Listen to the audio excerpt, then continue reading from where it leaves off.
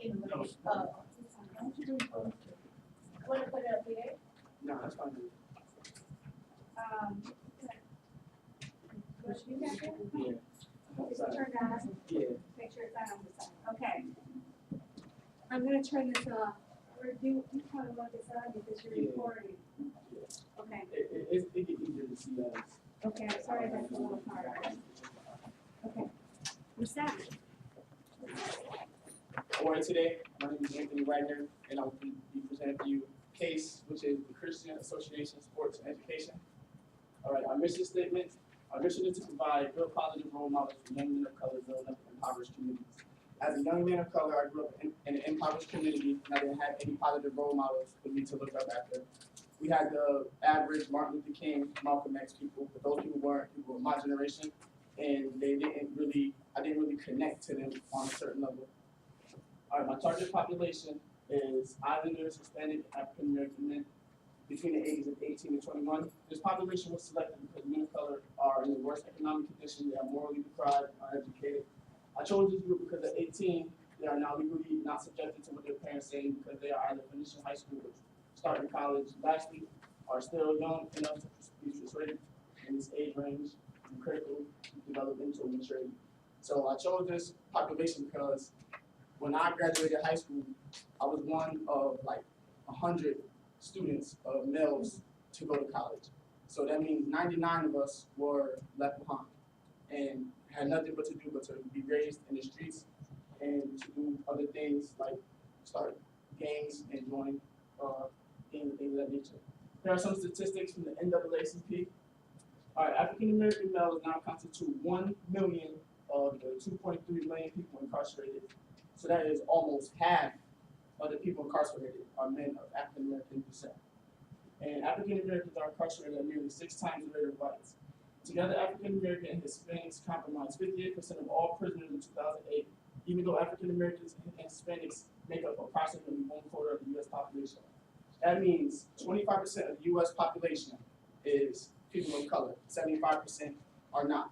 And we constitute nearly half of the people in prison. So that means like 12% of us is incarcerated until this time.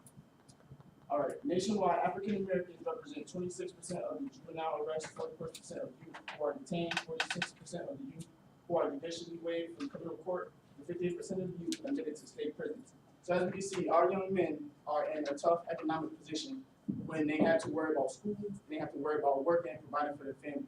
We constitute over half the kids, juvenile delinquents, who are incarcerated or who will be incarcerated in the future. All right, what I'm here to propose is a solution for this problem that we are facing. Education is the overall goal of the program, and sport is the hook. We aim to connect the dots, organize basketball and life skills, the connection between working with people you never knew and coming together for one common goal. In life, you go through hardships, success, losses, gains, emotional breakdowns, and all of these things can be connected to basketball. I decided to do a plus sport program because I believe that education is the first and foremost and foundation of what African Americans and people of color need. And basketball is the hook, because we all know that people of color like playing sports. We constitute nearly 80% of the NBA, about 70% of the NFL.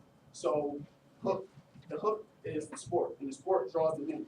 So once we get them in, we can start giving them classes to help educate them on certain situations, to keep them away from games, and to give them positive role models, something that we don't really have in our African American communities. All right, this is how a breakdown of how my program will be run. There will be a community-wide search be held to find male volunteers, former coaches, and teachers invited to join. Basically, anybody in the community, from high school teachers and college teachers, just to your average Joe in the neighborhood who wants to help out, come through and support African American kids in the community. We're looking for experienced and educated trained males who lead classes to teach the volunteers. So before we start our classes, we will get our volunteers educated on certain situations in order for them to be prepared for what they are going to be dealing with when African American students come into their room. Local community centers such as churches, Boys and Girls Club, and the YMCA will be places where our classes will be held, basketball practice and games. So wherever we can go, whatever we can get is what we're going to work with. If we can get the YMCA for a couple hours and have basketball practice, we will do that. If we can get local churches to have classes to educate the kids, we will do that as well. Teams will be selected. Teams of 10 will be selected by draft class capacity. Will be team size for the individual assistance is necessary. So the goal is to have 100 kids, 10 teams, 10 kids each team. And with your team, you'll be going to class before you go to basketball practice. And if you don't go to class, you don't get to go to basketball practice. You don't get to participate in games because we got to remember that education is our goal first, and then we have fun after we get educated.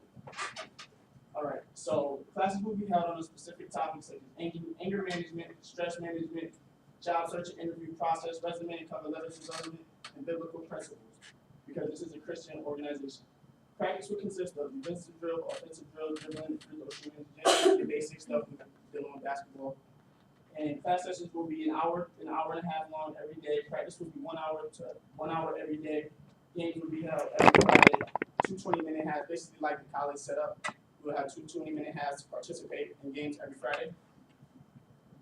Our goals is to educate young men concerning morals, life skills, and biblical principles while creating positive leaders and role models. To engage young men, positive peer development, decision making, and time management. Enhance basketball abilities such as dribbling, shooting, and defense.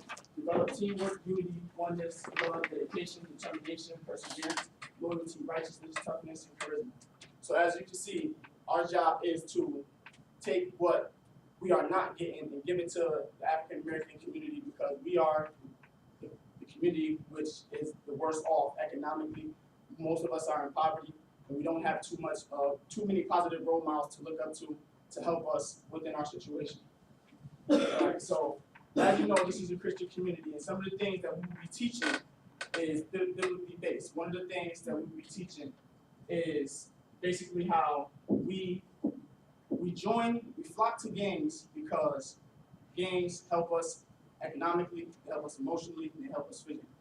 When you have a brother who loves you as much as himself, that's something we tend to, because all people want to belong, all people want to be loved, all people want to be honored just like everybody else is. So when we don't have that, we look for it in a negative way, which is the game, which is closest to our community. But what we will be doing is establishing a positive community for our people. We'll be establishing positive role models for our people. Like, for example, when you're a kid and you have a best friend, you have 2 best friends, let's say, and your parents give you $5. As a kid, you don't really have too much need. So what you do is you spread the $5 around. Now that I got $5, now he got $1, he got $2, and we both have an equal amount of money. And because that's what we all grew up to do. And that's what Christ, all right, let's do that. All right, so that's what Christ told us to do in Matthew chapter 18, verse 3. And he said, "Verily I say unto you, except you be converted and be as little children, ye shall not enter into the kingdom of heaven." Little children love, they show compassion, they show mercy, they show joy all the time. If you've ever been around a 3-year-old, all they want to do is play and have fun. That's all they want to do. They're not worried about being wicked towards another, being evil towards one another, backbiting towards one another, envious towards one another. They just want to play and have fun.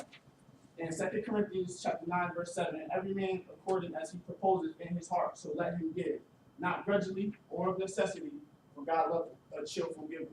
Right now, we don't have a lot of cheerful givers in our community. We have people who give grudgingly. We all have their cousins or parents or aunts or uncles who say, "Oh man, you know what? Here's $20. Get out my face." Like, nobody wants to be in a situation like that where they have to depend on someone else for money, and then when they get the money, it's not like they're getting it out of the necessity of their heart. They're just getting it because they have to give it to them. They feel like they owe them something. All right, and now in the book of Acts chapter 2, we see the disciples coming together, and it says, "All they that believed were together and had all things in common, and sold their possessions and goods, and parted to all men as every man had need." So within this Christian organization, we will part everything to every man that has need, whether it be education-wise, whether it be economically, whether it just be time spent developing our young brothers and sisters. That's what we will be focused on doing, because we have to show our kids that there is positive and there is more than what we see on TV and in our communities. All right, some of the positive role models that are. 1 minute left? Okay, that's fine. This is like one of the last things left. All right, so positive role models will be Jesus Christ, as everybody knows. And in the book of Matthew, chapter 2, it says that when they had departed, behold, the angel of the Lord appeared unto Joseph in a dream, saying, "Arise and take the young child and his mother and flee into Egypt, and be thou there until I bring thee word, for Herod will seek to destroy the young child." So as we can see, when Jesus was born, they was told to bring him into Egypt so he could hide from Herod the king. Now, we all know that the ancient Egyptians were people of color. They were a dark descent. So if the Most High is telling them to bring Christ into Egypt, that must mean Christ was a black man as well, because he had to hide amongst the Egyptians.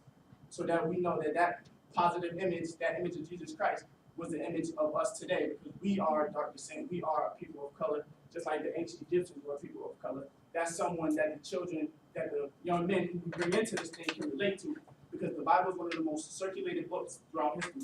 It's in Egypt, it's in Africa, it's in Europe, it's in China. Everybody knows about Jesus Christ, but not everyone knows the true teachings of what Jesus Christ came to do and what he taught. And another historical figure that everybody can relate to is Moses. Moses was also a man of color, as we can see in Exodus chapter 2, verse 19. They mistake him for an Egyptian. And we all know that Moses freed his people from slavery and oppression, and they was in the worst economic state back then as we are today. So as you can see, we can relate to Jesus Christ and we can relate to Moses because they are the image of us. When we see those people, we can see ourselves in them so that we can be better and we can strive for love, community, passion, compassion, and all of these things to help our young men and women out of economic distress and emotional and mental and physical abuse and all of these things. So that's what my program focuses on. Thank you for your time.